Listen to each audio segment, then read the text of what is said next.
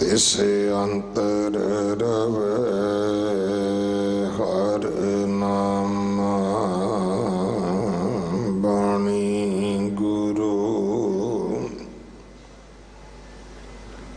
गुरु है बाणी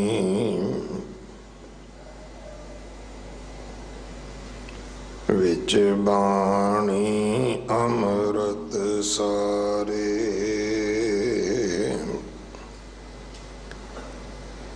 गुर बाणी कहे सेवक जन माने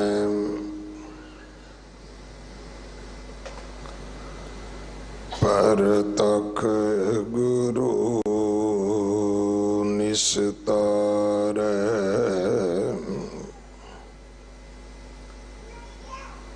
बाणी बिरलो विचार सी जे को गुरमुख होए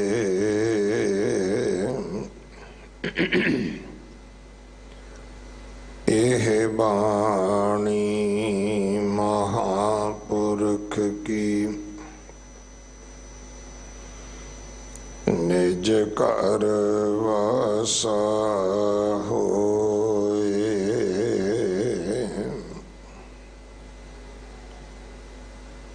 गुरमुख नाम दान इशनान गुरमुख लागे सहज ध्यान गुरमुख पावे दरगह मान गुरमुख पाओ पंजन परदान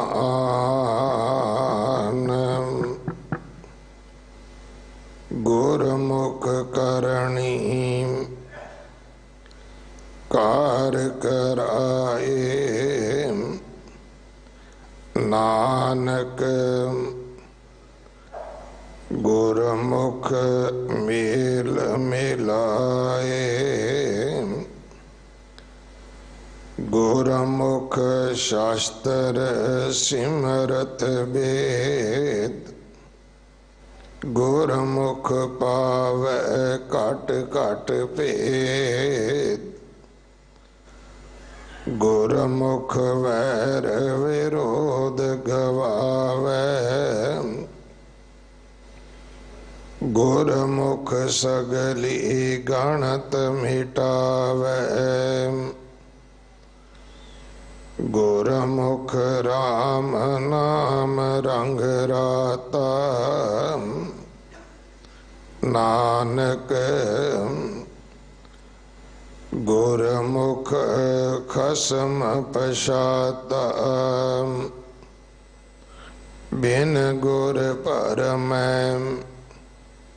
आवे जाए बिन गुर काल ना पवई थाए बिन गुर मनुआ अत डुलाए बिन गुर त्रिपत नहीं बिख खाए बिन गुर बिसियर डसै मरवाट नानक गुर बिन काटे काट जिस गुर मिलै तिस पार उतारै अवगण मेटै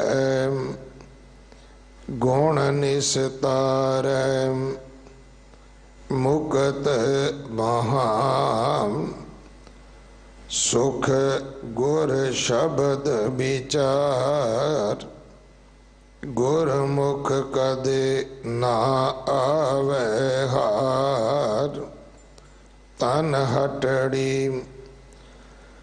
एह मन वणजारा नानक सहजे सच व्यापारा गुरमुख बांधियो सेत विधात लंका लूटी दैत संताप रामचंद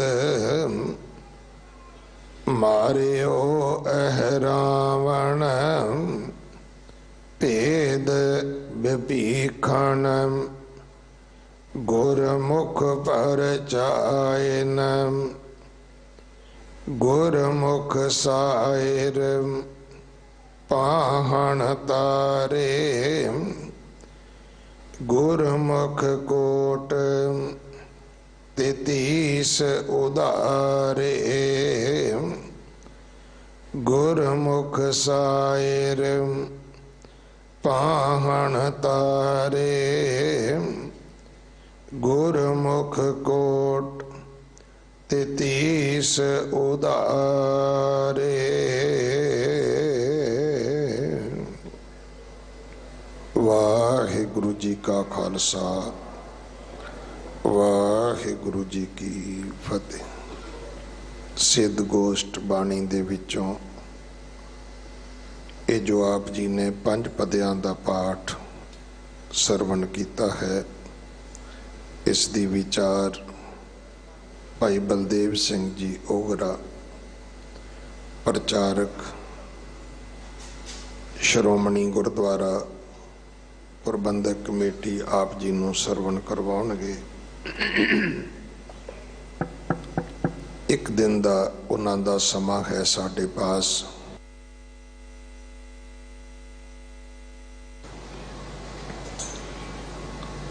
संगत वल्लों प्रबंधक सेवादारां वल्लों भाई साहब जी का धन्यवाद। जगत गुरु गुरु नानक साहब महाराज जी दे 550 साला प्रकाश गुरपुरब नूं समर्पित एक चित्र प्रदर्शनी जनपद ट्विन आर्ट गैलरी दे विच लगी हुई है, जो कल 25 तरीक तक रहेगी। आप जी जरूर लाहा प्राप्त करो। 27 तरीक दिवाली है, बंदी छोड़ दिवस। 29 तरीक नूं धन श्री गुरु ग्रंथ साहिब पातशाह महाराज जी का गुरता गद्दी निशानी गुरपुरब है। 12 नवंबर नूं जगत गुरु गुरु नानक साहब महाराज जी का पवित्र पावन प्रकाश गुरपुरब है। इस उपलक्ष्य विच नगर कीर्तन 11 नवंबर नूं सजेगा। 30 तरीक 550 सहज पाठां दे भोग पाए जा रहे हैं। जिन्हां ने पाठां की सेवा लई है वो सवेरे 9:30 बजे भाई लखी शाह वणजारा हाल अंदर पहुँच जान, ताकि समय अनुसार ये सहज पाठां दे जो भोग पैने हैं उस समागम की आरंभता हो सके। अगले समय वास्ते आप जी गुरबाणी विचार सरवण करो। वाहिगुरु जी का खालसा वाहिगुरु जी की फतेह। सतनाम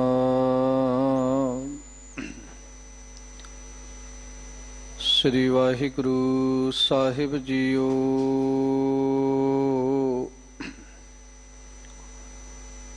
मैं मूर्ख की केतक बात है, कोट पराधी तरियारी।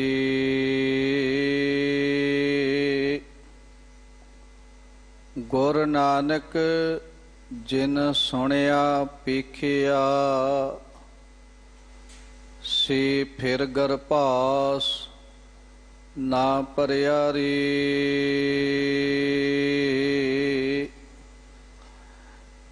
ਗਿਆਨ ਧਿਆਨ ਕਿਛ ਕਰਮ ਨਾ ਜਾਣਾ,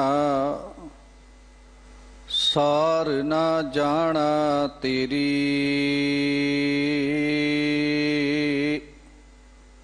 ਸਭ ਤੇ ਵੱਡਾ ਸਤਿਗੁਰ ਨਾਨਕ,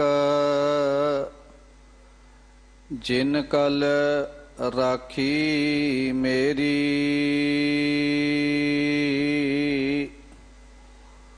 ਸੁਣੀ ਪੁਕਾਰ ਦਾਤਾਰ ਪ੍ਰਭ, ਗੁਰ ਨਾਨਕ ਜਗ ਮਾਹੀ ਪਠਾਇਆ। ਚਰਨ ਧੋਏ ਰਹਿ ਰਾਸ ਕਰ,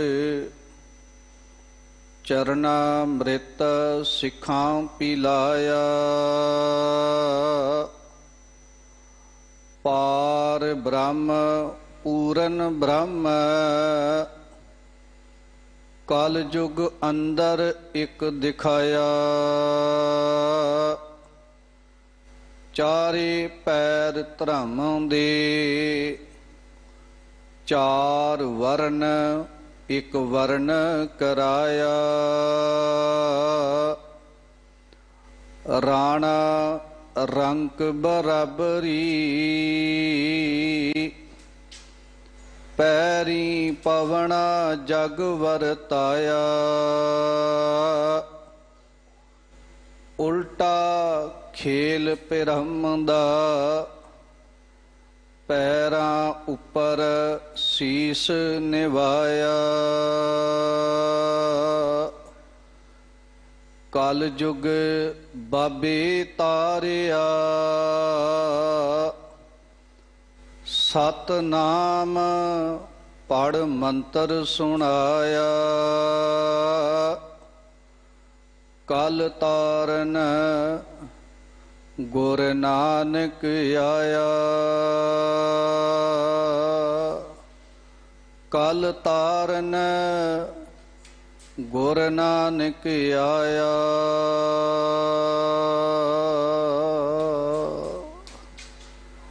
ਦੀਨ ਦੁਨੀਆ ਦੇ ਪਾਤਸ਼ਾਹ, ਸ਼ਾਹੀ ਸ਼ਹਿਨਸ਼ਾਹ ਦੋ ਆਲਮ, ਪਾਕ ਏ ਪਵਿੱਤਰ ਰੂਹਾਂ ਦੀ ਰੂਹਾਨੀ ਜੋਤ, ਸ਼ਬਦ ਗੁਰੂ ਸ਼ਬਦਾ ਅਵਤਾਰ, ਬਾਣੀ ਦੇ ਬੋਹਿਤ ਕਲਯੁਗ ਦੇ ਜਹਾਜ਼, ਖੇਵਟ ਗੁਰੂ ਸ੍ਰੀ ਗੁਰੂ ਗ੍ਰੰਥ ਸਾਹਿਬ ਮਹਾਰਾਜ ਜੀ ਦੀ ਮੁਬਾਰਕ ਮਿੱਠੀ ਤੇ ਨਿੱਘੀ ਗੋਦ ਵਿੱਚ ਜੁੜ ਬੈਠ ਕਰਕੇ ਅੱਠਵੇਂ ਪਾਤਸ਼ਾਹ ਬਾਲਾ ਪ੍ਰੀਤਮ ਧੰਨ ਧੰਨ ਸ੍ਰੀ ਗੁਰੂ ਹਰਿਕ੍ਰਿਸ਼ਨ ਸਾਹਿਬ ਮਹਾਰਾਜ ਜੀ ਦੇ ਪਾਵਨ ਪਵਿੱਤਰ ਅਸਥਾਨ ਗੁਰਦੁਆਰਾ ਬੰਗਲਾ ਸਾਹਿਬ ਦੀਆਂ ਹਾਜ਼ਰੀਆਂ ਭਰ ਕੇ ਸਤਿਗੁਰੂ ਦੇ ਦਰ ਦੀਆਂ ਅਸੀਸਾਂ, ਰਹਿਮਤਾਂ, ਬਰਕਤਾਂ ਪ੍ਰਾਪਤ ਕਰ ਰਹੀ ਗੁਰੂ ਰੂਪ ਗੁਰੂ ਖਾਲਸਾ ਗੁਰੂ ਸਵਾਰੀ ਸਾਧ ਸੰਗਤ ਜੀ, ਆਪ ਸੰਗਤਾਂ ਦੇ ਪਿਆਰ ਤੇ ਸਤਿਕਾਰ ਦੇ ਸਦਕਾ ਇਸ ਪਾਵਨ ਪਵਿੱਤਰ ਅਸਥਾਨ ਤੇ ਜੋ ਲੜੀਵਾਰ ਅੰਮ੍ਰਿਤਮਈ ਬਾਣੀ ਦੀ ਵਿਚਾਰ ਚੱਲਦੀ ਆ ਰਹੀ ਹੈ, ਤਿਸ ਦੀ ਵਿਚਾਰ ਆਪ ਸੰਗਤਾਂ ਦੇ ਨਾਲ ਸਾਂਝੀ ਕਰਨ ਦਾ ਸੁਭਾਗ ਸਮਾਂ ਪ੍ਰਾਪਤ ਹੋਇਆ ਹੈ। ਹੁਣੇ ਆਪ ਸੰਗਤਾਂ ਨੇ ਬੜੇ ਪਿਆਰ ਤੇ ਸਤਿਕਾਰ ਸਹਿਤ ਸਿੰਘ ਸਾਹਿਬ ਭਾਈ ਰਣਜੀਤ ਸਿੰਘ ਜੀ ਹੈੱਡ ਗ੍ਰੰਥੀ ਗੁਰਦੁਆਰਾ ਬੰਗਲਾ ਸਾਹਿਬ, ਤਿਨਾਂ ਦੀ ਮੁਬਾਰਕ ਰਸਨਾ ਤੋਂ ਸਿੱਧ ਗੋਸ਼ਟ ਬਾਣੀ ਜੋ ਕਿ ਧੰਨ ਧੰਨ ਸ੍ਰੀ ਗੁਰੂ ਨਾਨਕ ਦੇਵ ਮਹਾਰਾਜ ਜੀ ਦੀ ਮੁਬਾਰਕ ਰਸਨਾ ਤੋਂ ਉਚਾਰਨ ਕੀਤੀ ਹੋਈ ਹੈ, ਤਿਸ ਦੇ 5 ਪਦਿਆਂ ਨੂੰ ਬੜੇ ਪਿਆਰ ਤੇ ਸਤਿਕਾਰ ਸਹਿਤ ਸਰਵਣ ਕੀਤਾ ਹੈ। ਅੱਜ ਦੇ ਇਸ ਅੰਮ੍ਰਿਤਮਈ ਬਾਣੀ ਦੇ 5 ਪਦਿਆਂ ਦੀ ਇਸ ਸਿੱਧ ਗੋਸ਼ਟ ਬਾਣੀ ਦੀ ਵਿਚਾਰ ਦੇ ਅੰਦਰ ਜਗਤ ਤਾਰਿਕ ਧੰਨ ਸ੍ਰੀ ਗੁਰੂ ਨਾਨਕ ਦੇਵ ਮਹਾਰਾਜ ਜੀ ਸਾਨੂੰ ਸੰਸਾਰਿਕ ਜੀਵਾਂ ਨੂੰ ਕੀ ਉਪਦੇਸ਼ ਕਰਦੇ ਨੇ, ਕੀ ਸੰਦੇਸ਼ ਬਖਸ਼ਿਸ਼ ਕਰਦੇ ਨੇ, ਤਿਸ ਦੀ ਵਿਚਾਰ ਆਪ ਸੰਗਤਾਂ ਦੇ ਨਾਲ ਸਾਂਝੀ ਕਰਨੀ ਹੈ। ਆਓ ਗੁਰਮਤਿ ਵਿਚਾਰਾਂ ਦੀ ਲੜੀ ਪ੍ਰਾਰੰਭ ਕਰਨ ਤੋਂ ਪਹਿਲਾਂ ਸਾਹਿਬ ਦੇ ਮੁਬਾਰਕ ਚਰਨਾਂ ਵਿੱਚ ਸੀਸ ਝੁਕਾ ਕੇ ਰਸਨਾ ਦੀ ਸਾਂਝ ਪਾਉਂਦਿਆਂ ਇੱਕੋ ਵਾਰੀ ਕਹਿਣ ਤੇ ਸਾਰੇ ਗੱਜ ਕੇ ਆਖੀਏ, ਵਾਹਿਗੁਰੂ ਜੀ ਕਾ ਖਾਲਸਾ ਵਾਹਿਗੁਰੂ ਜੀ ਕੀ ਫਤਿਹ। ਕਲ ਤਾਰਨ ਗੁਰੂ ਨਾਨਕ ਆਇਆ। ਧੰਨ ਧੰਨ ਸ੍ਰੀ ਗੁਰੂ ਨਾਨਕ ਦੇਵ ਮਹਾਰਾਜ ਜੀ, ਜਿਨ੍ਹਾਂ ਦਾ ਇਸ ਪਾਵਨ ਪੁੱਤਰ ਧਰਤੀ ਤੇ 1469 ਈਸਵੀ ਨੂੰ ਰਾਏ ਭੋਈ ਦੀ ਤਲਵੰਡੀ ਦੇ ਅੰਦਰ ਗੁਰੂ ਨਾਨਕ ਸਾਹਿਬ ਮਹਾਰਾਜ ਜੀ ਦਾ ਆਗਮਨ ਹੁੰਦਾ ਹੈ। ਜਗਤ ਤਾਰਕ ਧੰਨ ਸ੍ਰੀ ਗੁਰੂ ਨਾਨਕ ਦੇਵ ਮਹਾਰਾਜ ਜੀ ਨੇ ਪਹਿਲੇ ਬਾਬੇ ਪਾਇਆ ਬਖਸ਼ਦਾਰ, ਪਿੱਛੋਂ ਦੇ ਫਿਰ ਘਾਲ ਕਮਾਈ। ਰੇਤ ਅਕ ਆਹਾਰ ਕਰ, ਰੋੜਾਂ ਕੀ ਗੁਰ ਕਰੀ ਵਿਛਾਈ। ਭਾਰੀ ਕਰੀ ਤਪੱਸਿਆ, ਵੱਡੇ ਭਾਗ ਹਰ ਸਿਉ ਬਣ ਆਈ।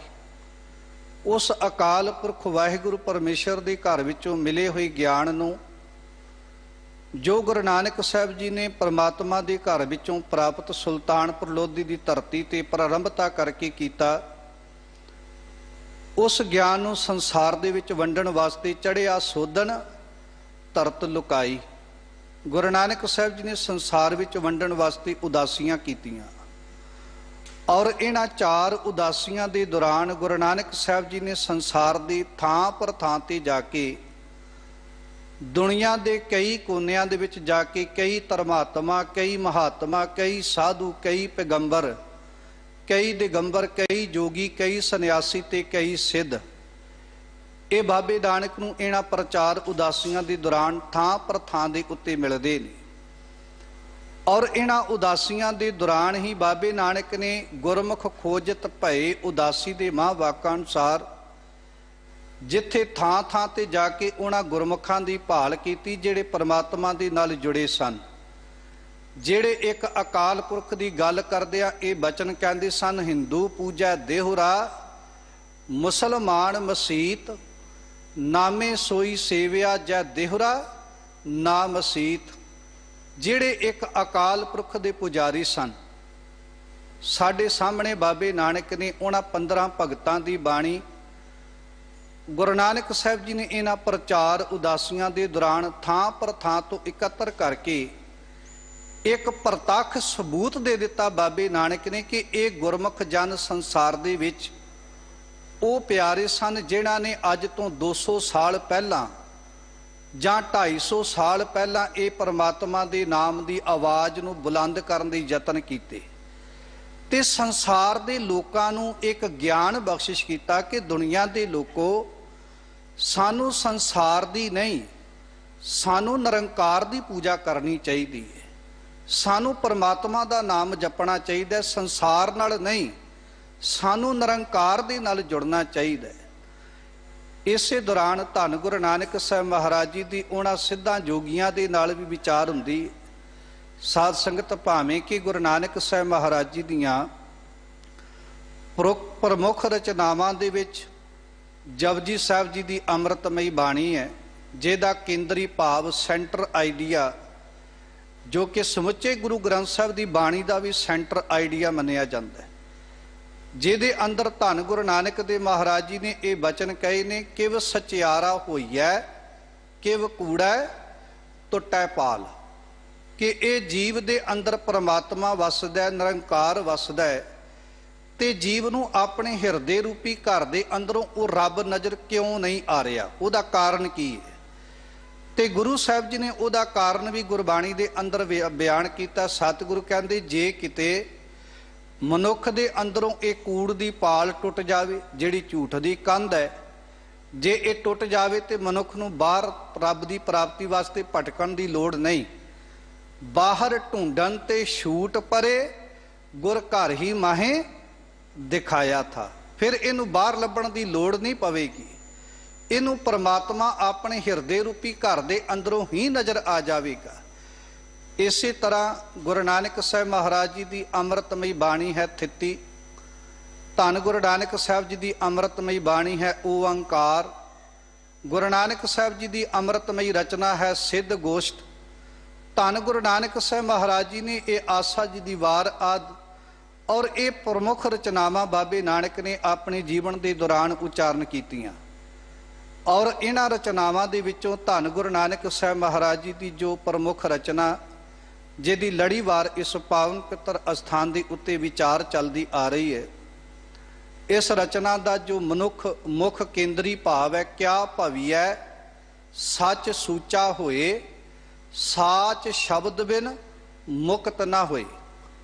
ਕਿ ਮਨੁੱਖ ਇਸ ਸੰਸਾਰ ਦੇ ਉੱਤੇ ਪਰਮਾਤਮਾ ਦੇ ਨਾਲ ਜੁੜਨ ਵਾਸਤੇ ਸ਼ਬਦ ਗੁਰੂ ਤੋਂ ਬਿਨਾਂ ਇਸ ਸੰਸਾਰ ਦੇ ਉੱਤੇ ਰੱਬ ਨਾਲ ਨਹੀਂ ਜੁੜ ਸਕਦਾ। ਇਹ ਜੀਵ ਸੁੱਚਾ ਕਿਵੇਂ ਹੋ ਸਕਦਾ ਹੈ, ਇਹਦਾ ਵੀ ਜ਼ਿਕਰ ਗੁਰਬਾਣੀ ਦੇ ਅੰਦਰ ਬਾਬੇ ਨਾਨਕ ਨੇ ਖੋਲ ਕੇ ਬਿਆਨ ਕੀਤਾ। ਸੁੱਚੇ ਇਹ ਨਾ ਆਖੀਐ ਬਹਿਣ ਜੇ ਪਿੰਡਾ ਧੋਏ, ਸੁੱਚੇ ਸਈ ਨਾਨਕਾ ਜਿਨ ਮਨ ਵਸਿਆ ਸੋਈ। ਜਾਂ ਆਪਾਂ ਅੰਮ੍ਰਿਤਮਈ ਬਾਣੀ ਦੇ ਸ਼ਬਦ ਪੜ੍ਹਦੇ ਹਾਂ ਧੰਨ ਗੁਰੂ ਗ੍ਰੰਥ ਸਾਹਿਬ ਮਹਾਰਾਜ ਜੀ ਦੀ ਅੰਮ੍ਰਿਤਮਈ ਬਾਣੀ ਦੇ ਅੰਦਰ, ਕਿ ਮਨੁੱਖ ਸੰਸਾਰ ਦੇ ਉੱਤੇ ਸਚਿਆਰ ਤਾਂ ਬਣ ਸਕਦਾ ਜਦੋਂ ਉਹ ਕੁੜਿਆਰ ਦੇ ਨਾਲੋਂ ਆਪਣਾ ਸੰਬੰਧ ਤੋੜ ਲਵੇਗਾ। ਇੰਜ ਕਹਿ ਦਈਏ ਕਿ ਮਨੁੱਖ ਦੀ ਪਰਮਾਤਮਾ ਦੇ ਚਰਨਾਂ ਦੇ ਨਾਲ ਤਾਂ ਸੁਰਤ ਬਿਰਤੀ ਜੁੜ ਸਕਦੀ ਹੈ। ਸਾਧ ਸੰਗਤ, ਜਦੋਂ ਬਾਬੇ ਨਾਨਕ ਦੀ ਅੰਮ੍ਰਿਤਮਈ ਬਾਣੀ ਸਿੱਧ ਗੋਸ਼ਟ ਦੀ ਬਾਣੀ ਪੜ੍ਹੀਏ ਨਾ, ਭਾਵੇਂ ਕਿ ਪੌਣੇ 60,000 ਸ਼ਬਦ ਇਸ ਅੰਮ੍ਰਿਤਮਈ ਬਾਣੀ ਦੇ ਸਿੱਧ ਗੋਸ਼ਟ ਬਾਣੀ ਦੇ ਸ਼ਬਦ ਨੇ, ਜਿਨ੍ਹਾਂ ਦੇ ਵਿੱਚੋਂ 9 ਸ਼ਬਦ ਬਾਬੇ ਨਾਨਕ ਨੇ ਇਸ ਬਾਣੀ ਦੇ ਅੰਦਰ ਅਰਬੀ ਦੇ ਵਰਤੇ ਨੇ ਤੇ 6 ਸ਼ਬਦ ਬਾਬੇ ਨਾਨਕ ਨੇ ਇਸ ਬਾਣੀ ਦੇ ਅੰਦਰ ਫਾਰਸੀ ਦੇ ਵਰਤੇ ਨੇ। ਬਾਕੀ ਦੇ ਸਮੁੱਚੇ ਗੁਰਬਾਣੀ ਦੇ ਸ਼ਬਦ ਠੇਠ ਪੰਜਾਬੀ ਭਾਸ਼ਾ ਦੇ ਅੰਦਰ ਬਾਬੇ ਨਾਨਕ ਨੇ ਉਚਾਰਨ ਕੀਤੇ ਨੇ। ਇੰਜ ਕਹਿ ਦਈਏ ਸਾਧ ਸੰਗਤ, ਧੰਨ ਗੁਰੂ ਨਾਨਕ ਸਾਹਿਬ ਮਹਾਰਾਜ ਜੀ ਨੇ ਅੱਜ ਦੇ ਇਹ 5 ਬੰਦਾਂ ਦੇ ਅੰਦਰ ਸਾਨੂੰ ਸੰਸਾਰਿਕ ਜੀਵਾਂ ਨੂੰ ਉਸ ਅਕਾਲ ਪੁਰਖ ਵਾਹਿਗੁਰੂ ਪਰਮੇਸ਼ਰ ਦੇ ਘਰ ਦਾ ਮਾਰਗ ਦਰਸ਼ਨ ਕਰਵਾਉਂਦੇ ਹਨ। ਜੋ ਅੰਮ੍ਰਿਤਮਈ ਬਚਨ ਕਹੇ ਨੇ, ਤਿਨਾਂ ਦਾ ਸਾਰ ਅੰਸ਼ ਆਪਾਂ ਹੁਣੇ ਸਰਵਣ ਕੀਤਾ, ਕਿਉਂਕਿ ਸਿੱਧ ਗੋਸ਼ਟ ਬਾਣੀ ਬਾਬੇ ਨਾਨਕ ਦੀ ਪ੍ਰਮੁੱਖ ਰਚਨਾਵਾਂ ਦੇ ਵਿੱਚੋਂ ਜਿਹਦਾ ਅਰਥ ਬਣਦਾ ਹੈ ਸਿੱਧ ਗੋਸ਼ਟ, ਸਿੱਧਾਂ ਨਾਲ ਵਿਚਾਰ ਚਰਚਾ, ਤੇ ਦੂਸਰਾ ਅਰਥ ਕੀਤਾ ਜਾਂਦਾ ਹੈ ਪਰਮਾਤਮਾ ਦੇ ਨਾਲ ਮਿਲਾਪ। ਕਿ ਮਨੁੱਖ ਦਾ ਰੱਬ ਦੇ ਨਾਲ ਮਿਲਾਪ ਕਿਵੇਂ ਹੋ ਸਕਦਾ ਹੈ, ਪਰਮਾਤਮਾ ਦੇ ਨਾਲ ਮਿਲਾਪ ਕਿਵੇਂ ਹੋ ਸਕਦਾ ਹੈ, ਇਹ ਜੀਵ ਸ਼ਬਦ ਨਾਲ ਜੁੜ ਕੇ ਪਰਮੇਸ਼ਰ ਦੇ ਵਿੱਚ ਅੰਤਰ ਧਿਆਨ ਕਿਵੇਂ ਹੋ ਕੇ ਪਰਮਾਤਮਾ ਦੇ ਨਾਲ ਇਹ ਆਪਣੀ ਸਾਂਝ ਬਣਾ ਸਕਦਾ ਹੈ। ਐਸੀਆਂ ਵਿਚਾਰਾਂ ਬਾਬੇ ਨਾਨਕ ਨੇ ਇਸ ਅੰਮ੍ਰਿਤਮਈ ਬਾਣੀ ਦੇ ਅੰਦਰ ਬਖਸ਼ਿਸ਼ ਕੀਤੀਆਂ ਨੇ।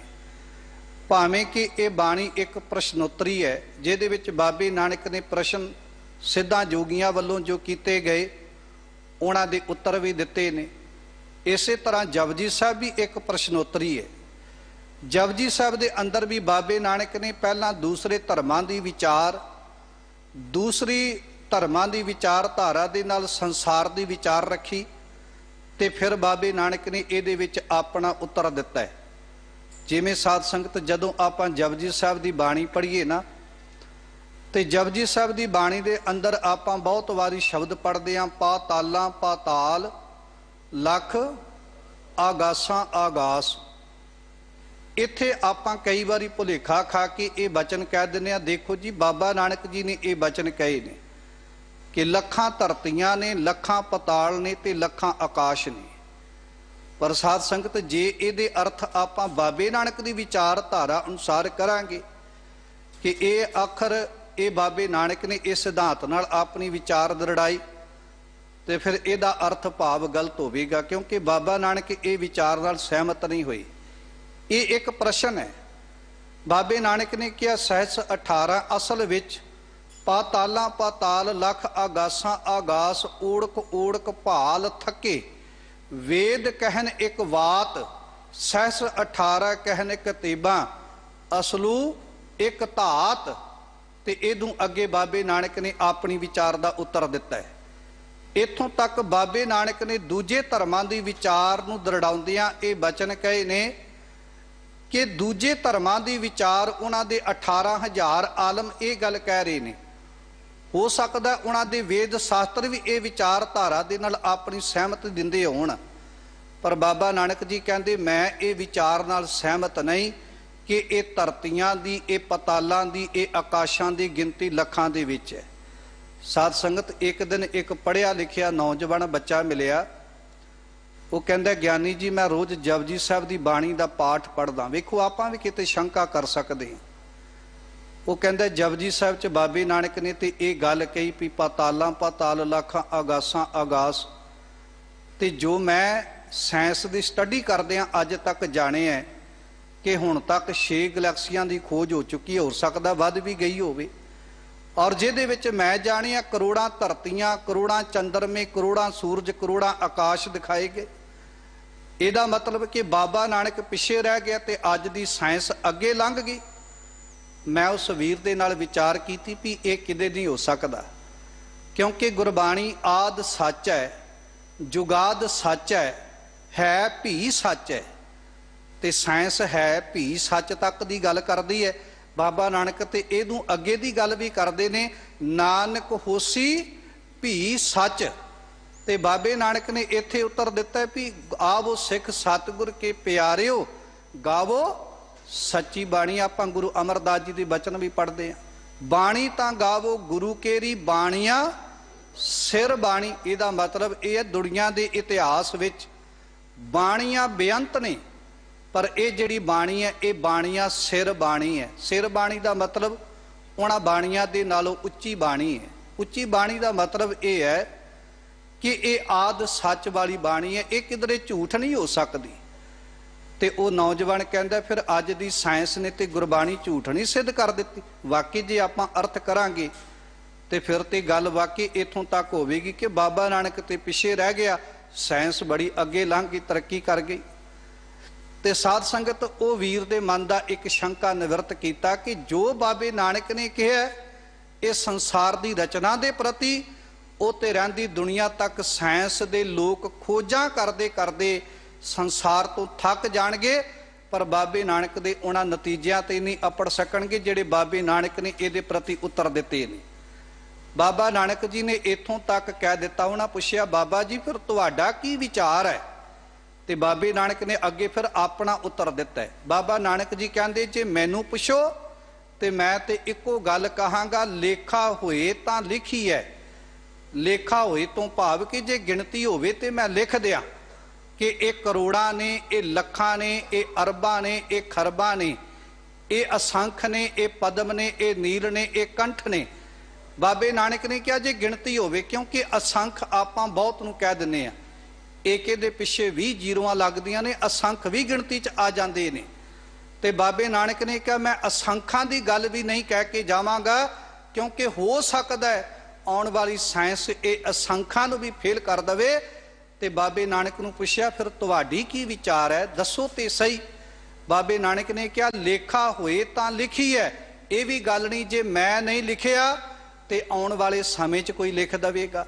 फिर बाबे नानक ने उहदा भी उत्तर नाल ही दिता।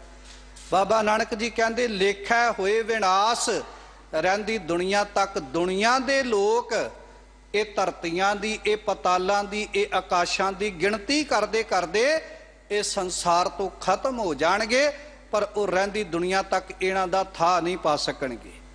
हुण साध संगत जिहड़ी गल साइंस अज कह रही है कि वाकई इन्हां धरतियां दा, पतालां दा, आकाशां दा था नहीं पाया जा सकदा, बाबा नानक जी अज तो 500 साल पहलां सानू ये विचारधारा बख्शिश करके गए ने। दूजी गल साध संगत जे साइंस की गल करिए, क्योंकि मैं गल कर रहा कि जपजी साहब एक प्रश्नोत्तरी है, ये भी बाबे नानक ने पहला प्रश्न पैदा किए ने फिर उहदे उत्तर दिते।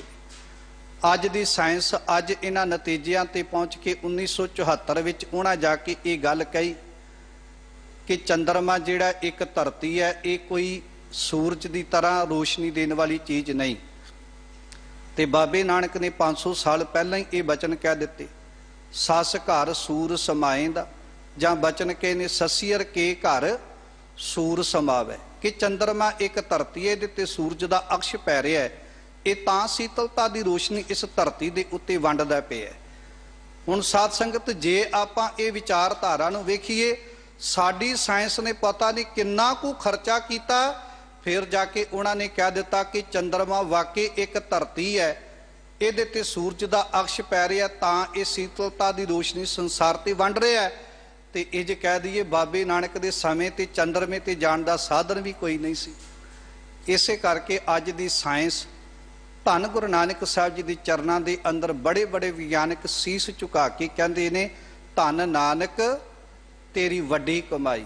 ਬਾਬਾ ਨਾਨਕ ਜੀ ਵੱਡੇ ਕੀਆਂ ਵਡਿਆਈਆਂ ਕਿਛ ਕਹਿਣ ਨਾ ਜਾਏ। ਬਾਬਾ ਨਾਨਕ ਜੀ ਤੁਹਾਡੀ ਵਿਚਾਰਧਾਰਾ ਐਵੇਂ ਨਹੀਂ ਸਿੱਧ ਜੋਗੀ ਬਾਬੇ ਨਾਨਕ ਦੇ ਚਰਨਾਂ ਤੇ ਢਹਿੰਦੇ।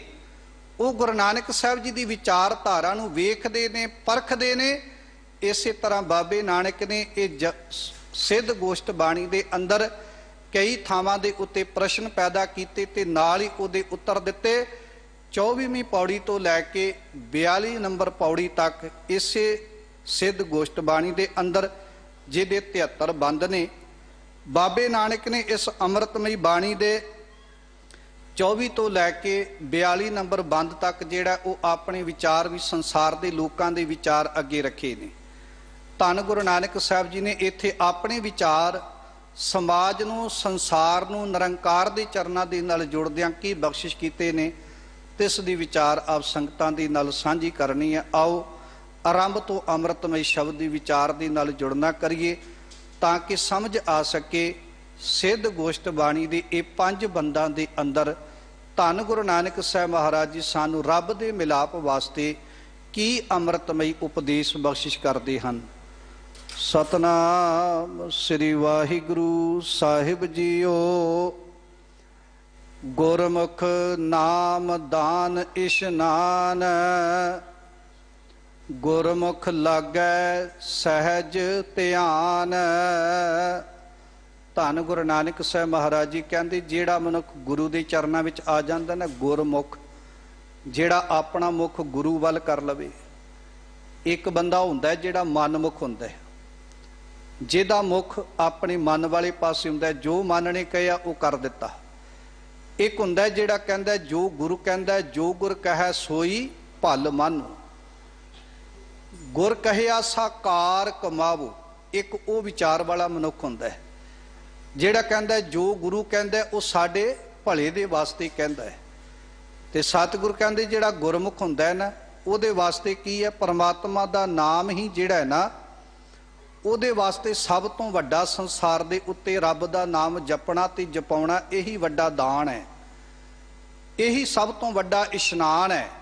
ਉਹ ਥਾਂ ਥਾਂ ਦੇ ਉੱਤੇ ਤੀਰਥਾਂ ਤੇ ਨਹੀਂ ਭਟਕਦਾ, ਉਹ ਥਾਂ ਥਾਂ ਦੇ ਉੱਤੇ ਤੀਰਥਾਂ ਦੇ ਇਸ਼ਨਾਨ ਕਰਨ ਵਾਸਤੇ ਨਹੀਂ ਜਾਂਦਾ, ਕਿਉਂਕਿ ਜਿਹਦਾ ਮੁਖ ਗੁਰੂ ਵੱਲ ਹੋ ਗਿਆ ਉਹਨੇ ਜਪਜੀ ਸਾਹਿਬ ਪੜ੍ਹ ਲਿਆ। ਤੇ ਜਿਹਨੇ ਜਪਜੀ ਸਾਹਿਬ ਪੜ੍ਹ ਲਿਆ ਹੋ ਹੀ ਨਹੀਂ ਸਕਦਾ ਉਹ ਬਾਬੇ ਨਾਨਕ ਦੇ ਇਹਨਾਂ ਬਚਨਾਂ ਵਾਲੇ ਪਾਸੇ ਧਿਆਨ ਨਾ ਦਵੇ ਕਿ ਸੁਣਿਆ। ਕਿਉਂਕਿ ਬਾਬਾ ਨਾਨਕ ਤੇ ਰੋਜ਼ ਪੁੱਛਦੇ ਨੇ, ਜੇ ਤੂੰ ਮੇਰੇ ਵੱਲ ਮੁਖ ਕੀਤਾ ਤੇ ਮੈਂ ਤੈਨੂੰ ਇੱਕ ਗੱਲ ਪੁੱਛਣੀ ਚਾਹੁੰਦਾ ਕਿ ਤੂੰ ਮੇਰੀ ਗੱਲ ਨੂੰ ਧਿਆਨ ਦੇ ਨਾਲ ਸੁਣਿਆ। ਫਿਰ ਆਪਾਂ ਕਹਾਂਗੇ ਬਾਬਾ ਨਾਨਕ ਜੀ ਜ਼ਰੂਰ ਸੁਣਿਆ।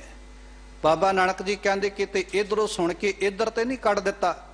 ਫਿਰ ਆਪਾਂ ਕਹਿੰਦੇ ਨਹੀਂ ਬਾਬਾ ਨਾਨਕ ਜੀ ਸੁਣਿਆ ਤੇ ਧਿਆਨ ਦੇ ਨਾਲ ਸੁਣਿਆ। ਤੇ ਬਾਬਾ ਨਾਨਕ ਜੀ ਫਿਰ ਅਗਲੀ ਗੱਲ ਪੁੱਛਦੇ ਨੇ, ਕਹਿੰਦੇ ਜਿਹੜੀ ਗੱਲ ਸੁਣੀ ਹੈ ਉਹਨੂੰ ਮੰਨਿਆ। ਫਿਰ ਆਪਾਂ ਕਹਿੰਦੇ ਨਹੀਂ ਬਾਬਾ ਜੀ ਆਪਾਂ ਮੰਨ ਵੀ ਲਿਆ, ਅਸੀਂ ਉਸ ਗੱਲ ਦਾ ਇੱਕ ਇੱਕ ਵਿਚਾਰ ਆਪਣੇ ਹਿਰਦੇ ਦੇ ਅੰਦਰ ਧਾਰਨ ਕਰ ਲਿਆ। ਤੇ ਫਿਰ ਅਗਲੀ ਗੱਲ ਬਾਬਾ ਨਾਨਕ ਜੀ ਪਿਆਰ ਵਿੱਚ ਫਿਰ ਪੁੱਛਦੇ ਨੇ, ਕਹਿੰਦੇ ਮਨ ਕੀਤਾ ਭਾਓ। ਕਹਿੰਦੇ ਉਹ ਗੱਲ ਨੂੰ ਪਿਆਰ ਦੇ ਨਾਲ ਮੰਨ ਕੇ ਅੰਦਰ ਵਸਾਇਆ ਜਾਂ ਕੇਵਲ ਲੋਕ ਦਿਖਾਵਾ ਕੀਤਾ। ਅੱਜ ਜਿਵੇਂ ਕਈ ਬਾਹਰੀ ਤੌਰ ਦੇ ਉੱਤੇ ਗੁਰੂ ਦਾ ਬਚਨ ਮੰਨ ਕੇ ਅੰਮ੍ਰਿਤ ਤੇ ਛਕ ਲੈਣਗੇ, ਪਰ ਬੜਾ ਦੁੱਖ ਹੁੰਦਾ ਕਿ ਜਦੋਂ ਰਾਤ ਨੂੰ ਕਿੱਲੀਆਂ ਦੇ ਨਾਲ ਕਿਰਪਾਨਾਂ ਟੰਗ ਕੇ ਸੌਂਦੇ ਨੇ। ਬੜਾ ਦੁੱਖ ਹੁੰਦਾ ਕਿ ਜਦੋਂ ਪੱਬਾਂ ਤੇ ਜਾ ਕੇ ਸ਼ਰਾਬਾਂ ਵੀ ਪੀਂਦੇ ਨੇ, ਜਾਂ ਅੰਦਰ ਵੜ ਵੜ ਕੇ ਰਾਤ ਨੂੰ ਸ਼ਰਾਬਾਂ ਪੀਣਗੇ, ਨਸ਼ੇ ਕਰਨਗੇ। ਹੁਣ ਬਾਹਰੀ ਤੌਰ ਦੇ ਉੱਤੇ ਦਿਖਾਵਾ ਕੀ ਕੀਤਾ ਕਿ ਆਪਾਂ ਤੇ ਖੰਡੇ ਬਾਟੇ ਦੀ ਪੌਲ ਵੀ ਛਕੀ ਹੈ, ਕਿਉਂਕਿ ਮਨ ਕੀਤਾ ਭਾਓ ਉਹ ਤੀਸਰੀ ਸਟੇਜ ਤੇ ਨਹੀਂ ਪਹੁੰਚ ਸਕੇ, ਉਹ ਇੱਥੋਂ ਤੱਕ ਹੀ ਸੀਮਤ ਰਹਿ ਗਏ। ਤੇ ਸਾਧ ਸੰਗਤ ਜਿਹੜੇ ਤੀਸਰੀ ਸਟੇਜ ਤੇ ਪਹੁੰਚਦੇ ਨੇ, ਕਿਉਂਕਿ ਬੱਦਾ ਚੱਟੀ ਜੋ ਭਰੇ ਨਾ ਗੁਣ ਨਾ ਉਪਕਾਰ, ਇਹੋ ਜਿਹਾ ਬੰਦਾ ਸੰਸਾਰ ਨੂੰ ਤੇ ਖੁਸ਼ ਕਰ ਸਕਦਾ ਹੈ ਪਰ ਨਿਰੰਕਾਰ ਨੂੰ ਖੁਸ਼ ਨਹੀਂ ਕਰ ਸਕਦਾ, ਜਿਹੜਾ ਬਾਹਰੀ ਤੌਰ ਦੇ ਉੱਤੇ ਕੇਵਲ ਤੇ ਕੇਵਲ ਦਿਖਾਵੇ ਦਾ ਬਾਣਾ ਪਾ ਕੇ ਸੰਸਾਰ ਦੇ ਉੱਤੇ ਤੁਰਿਆ ਫਿਰਦਾ ਹੋਵੇ। ਜਿਹੜੀ ਅਗਲੀ ਗੱਲ ਹੈ ਸਾਧ ਸੰਗਤ, ਜਿੱਥੇ ਗੁਰੂ ਨਾਨਕ ਦੇਵ ਜੀ ਅੱਜ ਦੇ ਇਹ ਮੁਬਾਰਕ ਬਚਨ ਕਹਿ ਰਹੇ ਨੇ, ਗੁਰਮੁਖ ਨਾਮ ਦਾਨ ਇਸ਼ਨਾਨ। ਸਤਿਗੁਰੂ ਕਹਿੰਦੇ ਜਿਹੜਾ ਗੁਰਮੁਖ ਹੁੰਦਾ ਉਹਦੀ ਨਿਸ਼ਾਨੀ ਇਹ ਹੈ ਕਿ ਉਹ ਦੁਨੀਆ ਦੇ ਇਤਿਹਾਸ ਵਿੱਚ ਅੰਤਰਗਤ ਤੀਰਥ ਮਲ ਨਹਾਓ, ਉਹ ਥਾਂ ਥਾਂ ਦੇ ਉੱਤੇ ਭਟਕਦਾ ਨਹੀਂ, ਉਹ ਅੰਤਰ ਆਤਮੇ ਦੇ ਤੀਰਥ ਅੰਦਰ ਟਿਕ ਜਾਂਦਾ ਹੈ। ਤੇ ਜਿਵੇਂ ਆਪਾਂ ਸ਼ਬਦ ਪੜ੍ਹਦੇ ਹਾਂ, ਰਾਮਦਾਸ ਸਰੋਵਰ ਨਹਾਤੇ ਸਭ ਉਤਰੇ ਪਾਪ ਕਮਾਤੇ। ਸਤ ਸੰਗਤ ਉਹ ਅੰਤਰ ਆਤਮੇ 'ਚ ਟਿਕ ਜਾਂਦਾ ਹੈ, ਉਹ ਸਤ ਸੰਗਤ ਵਿੱਚ ਆ ਕੇ ਟਿਕ ਜਾਂਦਾ ਹੈ। ਤੇ ਬਾਬਾ ਨਾਨਕ ਜੀ ਤੀਸਰੀ ਗੱਲ ਕਹਿੰਦੇ ਨੇ, ਕਹਿੰਦੇ ਮਨ ਕੀਤਾ ਭਾਓ। ਤੇ ਜੇ ਗੁਰਸਿੱਖ ਕਹਿੰਦੇ ਨਾ ਦਾਤਾ ਜੀ ਨਹੀਂ, ਗੱਲ ਵਾਕਈ ਮੈਂ ਪਿਆਰ ਦੇ ਨਾਲ ਮੰਨੀ ਹੈ, ਪਿਆਰ ਦੇ ਨਾਲ ਸੁਣੀ ਹੈ ਤੇ ਹਿਰਦੇ 'ਚ ਵਸਾਈ ਹੈ, ਤੇ ਫਿਰ ਬਾਬਾ ਨਾਨਕ ਅਗਲੀ ਗੱਲ ਕਹਿੰਦੇ ਨੇ, ਅੰਤਰਗਤ ਤੀਰਥ ਮਲ ਨਹਾਓ। ਕਹਿੰਦੇ ਫਿਰ ਤੂੰ ਬਾਹਰ ਨਹੀਂ ਭਟਕੇਗਾ, ਫਿਰ ਤੂੰ ਅੰਤਰ ਆਤਮੇ ਦੇ ਵਿੱਚ ਟਿਕ ਜਾਵੇਂਗਾ, ਫਿਰ ਬਾਹਰ ਢੂੰਡਣ ਤੇ ਛੂਟ ਪਰੇ। ਫਰੀਦਾ ਜੰਗਲ ਜੰਗਲ ਕਿਆ ਭਵੇ, ਵਣ ਕੰਡਾ ਮੂੜੇ ਵਸੀ ਰੱਬ ਹਿਆਲੀਆ, ਜੰਗਲ ਕਿਆ ਢੂੰਡੇ।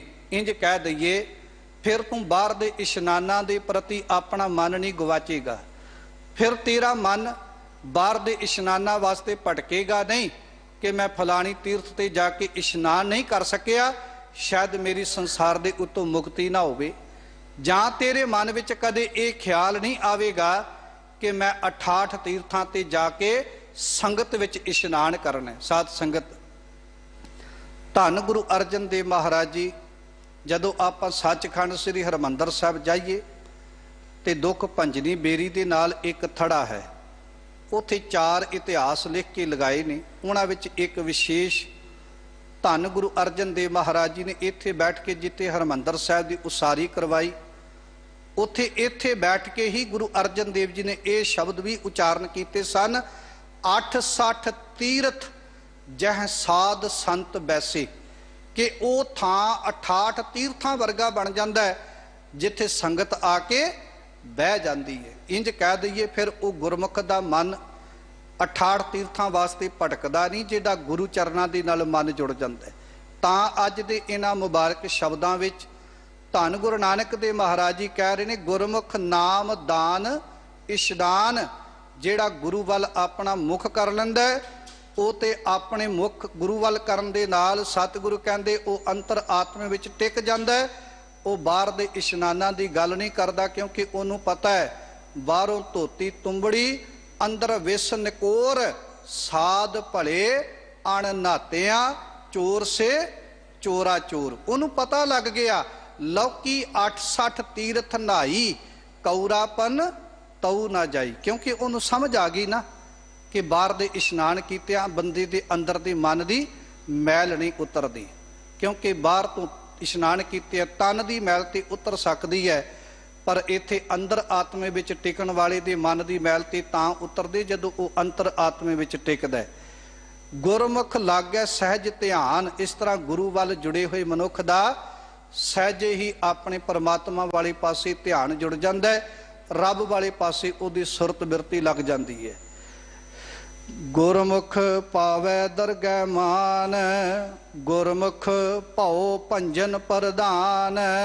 ਸਾਹਿਬ ਕਹਿੰਦੇ ਜਿਹੜਾ ਗੁਰੂ ਵੱਲ ਜੁੜ ਜਾਂਦਾ ਹੈ ਉਸ ਜੀਵ ਨੂੰ ਪਰਮਾਤਮਾ ਦੀ ਦਰਗਾਹ ਵਿੱਚ, ਪਰਮਾਤਮਾ ਦੇ ਘਰ ਵਿੱਚ ਵੀ ਇੱਜ਼ਤ ਪੱਤ ਪ੍ਰਾਪਤ ਹੁੰਦੀ ਹੈ, ਪਰਮਾਤਮਾ ਦੇ ਚਰਨਾਂ ਵਿੱਚ ਵੀ, ਪਰਮਾਤਮਾ ਦੀ ਦਰਗਾਹ ਵਿੱਚ ਵੀ ਉਹਨੂੰ ਥਾਂ ਮਿਲਦਾ।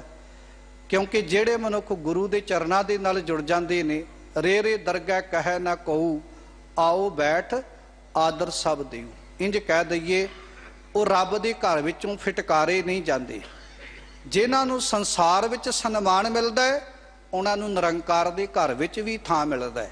ਜਿਹੜੇ ਸੰਸਾਰ ਤੇ ਦੁਰਕਾਰੇ ਜਾਂਦੇ ਨੇ ਉਹ ਨਿਰੰਕਾਰ ਦੇ ਘਰ ਵਿੱਚ ਵੀ ਫਿਟਕਾਰੇ ਜਾਂਦੇ ਨੇ। ਗੁਰਮੁਖ ਭਉ ਭੰਜਨ ਪ੍ਰਧਾਨ। ਇਸ ਤਰ੍ਹਾਂ ਜਿਹੜਾ ਗੁਰਮੁਖ ਹੈ ਉਹ ਸਤਿਗੁਰੂ ਦੇ ਡਰ ਵਿੱਚ ਰਹਿ ਕੇ ਭਉ ਭੰਜਨ ਨਿਰਭਉ ਪਰਮਾਤਮਾ ਦੀ ਪ੍ਰਾਪਤੀ ਕਰ ਲੈਂਦਾ। ਪਹਿਲਾਂ ਰੱਬ ਦੇ ਡਰ ਵਿੱਚ ਰਹਿਣਾ ਪੈਂਦਾ, ਤੇ ਜਦੋਂ ਰੱਬ ਦੀ ਪ੍ਰਾਪਤੀ ਹੋ ਜਾਂਦੀ ਹੈ ਫਿਰ ਸੰਸਾਰ ਦੇ ਸਾਰੇ ਡਰ ਦੂਰ ਹੋ ਜਾਂਦੇ ਨੇ। ਦੇਖੋ ਇਹ ਇੱਕ ਵਿਸ਼ਾ ਹੈ। ਜਿਵੇਂ ਸਤਿਗੁਰੂ ਆਪਾਂ ਰੋਜ਼ ਬਚਨ ਪੜ੍ਹਦੇ ਹਾਂ, ਜਿਨ ਨਿਰਭਉ ਜਿਨ ਹਰ ਨਿਰਭਉ ਧਿਆਇਆ ਜੀ, ਤਿਨ ਕਾ ਭਉ ਸਭ ਗਵਾਸੀ। ਜਿਹੜੇ ਨਿਰਭਉ ਨੂੰ ਧਿਆਉਂਦੇ ਨੇ, ਸਤਿਗੁਰੂ ਕਹਿੰਦੇ ਪਰਮਾਤਮਾ ਉਹਨਾਂ ਦੇ ਅੰਦਰ ਦੇ ਸਾਰੇ ਡਰ ਦੂਰ ਕਰ ਦਿੰਦਾ ਹੈ। ਇਸ ਤਰ੍ਹਾਂ ਗੁਰਮੁਖ ਭਉ ਭੰਜਨ ਪ੍ਰਧਾਨ, ਜਿਹੜਾ ਗੁਰਮੁਖ ਹੈ ਉਹ ਰੱਬ ਦੇ ਭੈ ਵਿੱਚ ਰਹਿ ਕੇ ਤੇ ਨਿਰਭਉ ਪਰਮਾਤਮਾ ਦੀ ਪ੍ਰਾਪਤੀ ਕਰ ਲੈਂਦਾ ਹੈ। ਗੁਰਮੁਖ ਕਰਨੀ ਕਾਰ ਕਰਾਏ, ਨਾਨਕ ਗੁਰਮੁਖ ਮੇਲ ਮਿਲਾਏ। ਇਸ ਤਰ੍ਹਾਂ ਜਿਹੜਾ ਗੁਰਮੁਖ ਹੈ ਨਾ, ਸਾਹਿਬ ਕਹਿੰਦੇ ਉਹਦੀ ਜਿਹੜੀ ਕਰਨੀ ਹੈ ਨਾ, ਉਹ ਸੰਸਾਰ ਦੇ ਆਮ ਲੋਕਾਂ ਵਰਗੀ ਨਹੀਂ ਹੁੰਦੀ, ਕਿਉਂਕਿ ਭਗਤਾਂ ਕੀ ਚਾਲ ਨਿਰਾਲੀ, ਚਾਲਾਂ ਨਿਰਾਲੀ ਭਗਤਾਂ ਕੇਰੀ ਬਿਖਮ ਮਾਰਗ ਚੱਲਣਾ। ਉਹ ਔਖੇ ਰਸਤੇ ਨੂੰ ਵੀ ਅਪਣਾਉਂਦੇ ਨੇ, ਕਿਉਂਕਿ ਜਿਹੜਾ ਗੁਰੂ ਨਾਨਕ ਦੇ ਚਰਨਾਂ ਨਾਲ ਜੁੜ ਗਿਆ ਉਹ ਸੰਸਾਰ ਤੇ ਔਖੀਆਂ ਘਾਟੀਆਂ ਵਿੱਚ ਚੜ੍ਹਨ ਵਿੱਚ ਵੀ ਕਿਸੇ ਪ੍ਰਕਾਰ ਦਾ ਕੋਈ ਦੁੱਖ ਨਹੀਂ ਮਨਾਉਂਦਾ, ਕਿਉਂਕਿ ਰੋੜੇ ਹਮੇਸ਼ਾ ਜਿਹੜੇ ਨੇ ਉਹ ਚੰਗੇ ਪਾਸੇ ਜਾਣ ਵਾਲਿਆਂ ਨੂੰ ਵੱਜਦੇ ਨੇ। ਜੇ ਆਪਾਂ ਕਿਸੇ ਉੱਚੇ ਮਰਤਬੇ ਤੇ ਪਹੁੰਚਾਂਗੇ ਤਾਂ ਹੀ ਤੇ ਲੋਕ ਸਾਡੀ ਨਰਾਦਰੀ ਵੀ ਕਰਨਗੇ, ਅੱਧੇ ਤੇ ਉਹ ਵੀ ਹੋਣਗੇ ਜਿਹੜੇ ਸੜੀ ਜਾਣਗੇ। ਤੇ ਸਤਿਗੁਰੂ ਕਹਿੰਦੇ ਜਦੋਂ ਕੋਈ ਕਿਸੇ ਮਰਤਬੇ ਤੇ ਪਹੁੰਚਦਾ ਹੈ, ਬਦਨਾਮੀ ਤੇ ਉਹਦੀ ਹੋਵੇਗੀ ਨਾ ਜਿਹਦੀ ਇੱਜ਼ਤ ਹੋਵੇਗੀ, ਜਿਹਦੀ ਇੱਜ਼ਤ ਹੀ ਕੋਈ ਨਹੀਂ ਉਹਦੀ ਬਦਨਾਮੀ ਵੀ ਕਾਹਦੀ।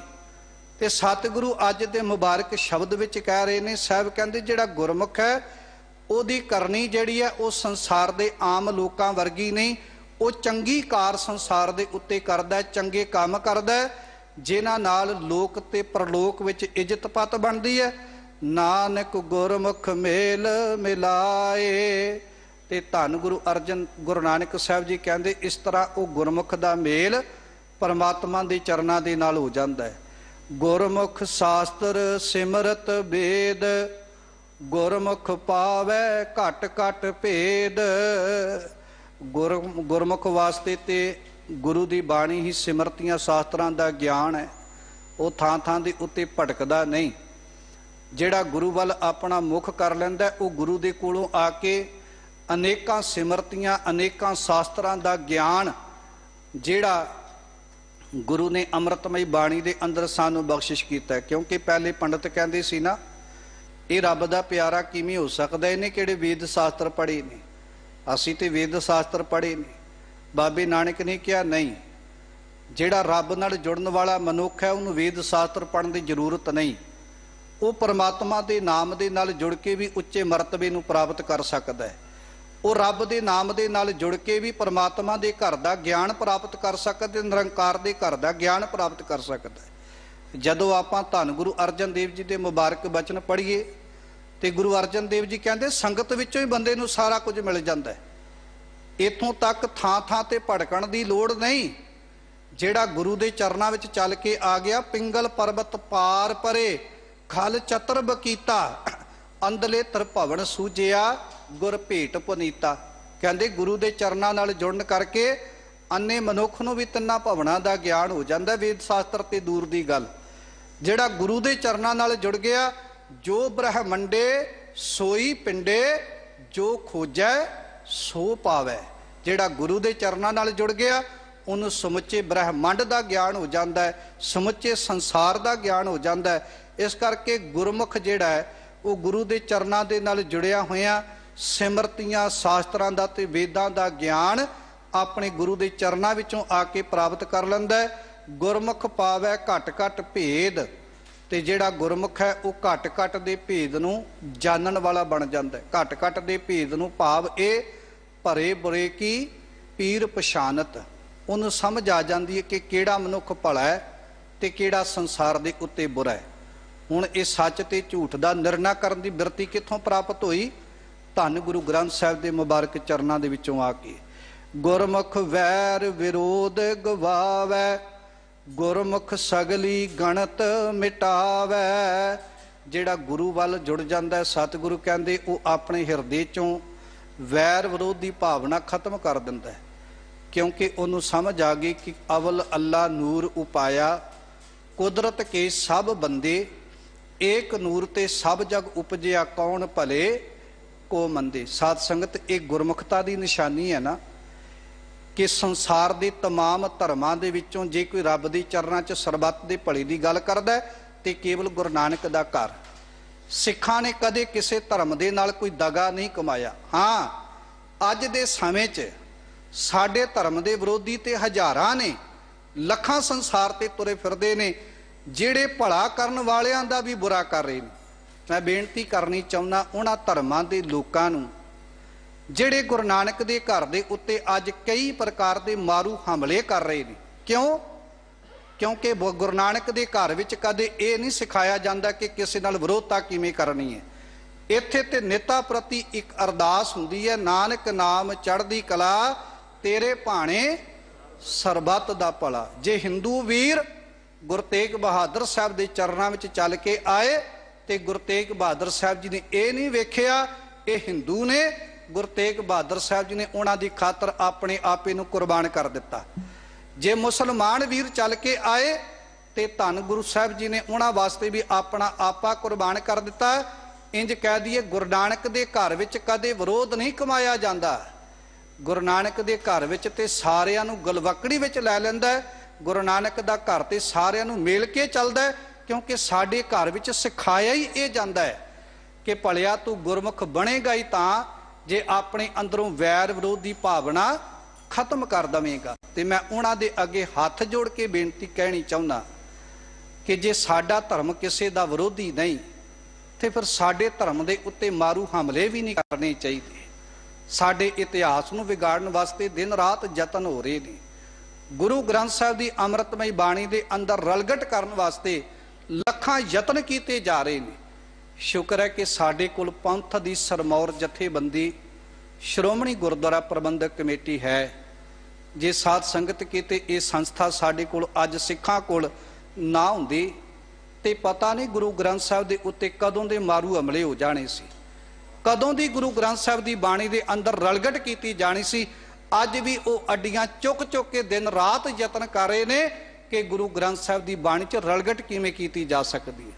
ਮੈਂ ਹੱਥ ਜੋੜ ਕੇ ਬੇਨਤੀ ਫਿਰ ਕਰਨੀ ਚਾਹੁੰਦਾ ਕਿ ਸਾਡੇ ਘਰ ਦੇ ਅੰਦਰ ਬਾਬੇ ਨਾਨਕ ਨੇ ਸਾਨੂੰ ਇੱਕੋ ਗੱਲ ਸਿਖਾਈ ਹੈ, ਫਰੀਦਾ ਬੁਰੇ ਦਾ ਭਲਾ ਕਰ, ਗੁੱਸਾ ਮਨ ਨਾ ਹੰਢਾਏ, ਦੇਹੀ ਰੋਗ ਨਾ ਲੱਗੇ ਪੱਲੇ ਸਭ ਕਿਛ ਪਾਏ। ਗੁਰੂ ਨਾਨਕ ਦੇ ਘਰ ਵਿੱਚ ਕਦੇ ਕਿਸੇ ਧਰਮ ਦੀ ਵਿਰੋਧਤਾ ਦੀ ਗੱਲ ਨਹੀਂ ਕੀਤੀ ਗਈ। ਉਹ ਗੱਲ ਵੱਖਰੀ ਹੈ, ਸਾਡੇ ਕਈ ਪ੍ਰਚਾਰਕ ਅਣਜਾਣਪੁਣੇ 'ਚ ਹੋ ਸਕਦਾ ਦੂਜੇ ਧਰਮਾਂ ਤੇ ਅਟੈਕ ਕਰਨ, ਕਿਸੇ ਵਿਚਾਰਧਾਰਾ ਦੀ ਵਿਰੋਧਤਾ ਕਰਨ, ਪਰ ਬਾਬੇ ਨਾਨਕ ਦੇ ਘਰ ਦੇ ਅੰਦਰ ਸਮੁੱਚੀ ਗੁਰਬਾਣੀ ਪੜ੍ਹ ਕੇ ਵੇਖੋ, ਇੱਥੇ ਕਿਸੇ ਧਰਮ ਦੀ ਵਿਰੋਧਤਾ ਨਹੀਂ। ਬਾਬੇ ਨਾਨਕ ਦੇ ਘਰ ਵਿੱਚ ਕੇਵਲ ਸਾਂਝੀਵਾਲਤਾ ਦੇ ਪਿਆਰ ਦੀ ਗੱਲ ਕੀਤੀ ਗਈ। ਇੱਥੇ ਤੇ ਸਾਨੂੰ ਬਾਰ-ਬਾਰ ਇੱਕੋ ਗੱਲ ਸਿਖਾਈ ਗਈ, ਏਕ ਪਿਤਾ ਏਕ ਸਕੇ ਹਮ ਬਾਰਿਕ। ਬਾਬੇ ਨਾਨਕ ਦੇ ਘਰ ਵਿੱਚ ਸਾਨੂੰ ਸਿਖਾਇਆ ਗਿਆ, ਸਭ ਮੈਂ ਜੋਤ, ਜੋਤ ਹੈ ਸੋਏ, ਤਿਸ ਦਾ ਚਾਨਣ ਸਭ ਮੈਂ ਚਾਨਣ ਹੋਏ, ਗੁਰਸਾਖੀ ਜੋਤ ਪ੍ਰਗਟ ਹੋਏ। ਸਾਡੀ ਸਮੁੱਚੀ ਗੁਰਬਾਣੀ ਪੜ੍ਹ ਕੇ ਵੇਖੋ, ਇਹਦੇ 'ਚ ਕਿਤੇ ਵੀ ਕੋਈ ਵੈਰ ਵਿਰੋਧ ਦੀ ਭਾਵਨਾ ਵਾਲਾ ਸ਼ਬਦ ਨਹੀਂ। ਪਰ ਸਾਧ ਸੰਗਤ, ਗੁਰੂ ਗ੍ਰੰਥ ਸਾਹਿਬ ਦੀ ਬਾਣੀ ਕਿਸੇ ਧਰਮ ਦੀ ਵਿਰੋਧਤਾ ਨਹੀਂ ਕਰਦੀ, ਪਰ ਹਰੇਕ ਧਰਮ ਦਾ ਚੋਲਾ ਪਾ ਕੇ ਪਖੰਡ ਕਰਨ ਵਾਲੇ ਪਖੰਡੀ ਦੀ ਵਿਰੋਧਤਾ ਜ਼ਰੂਰ ਕਰਦੇ ਨੇ।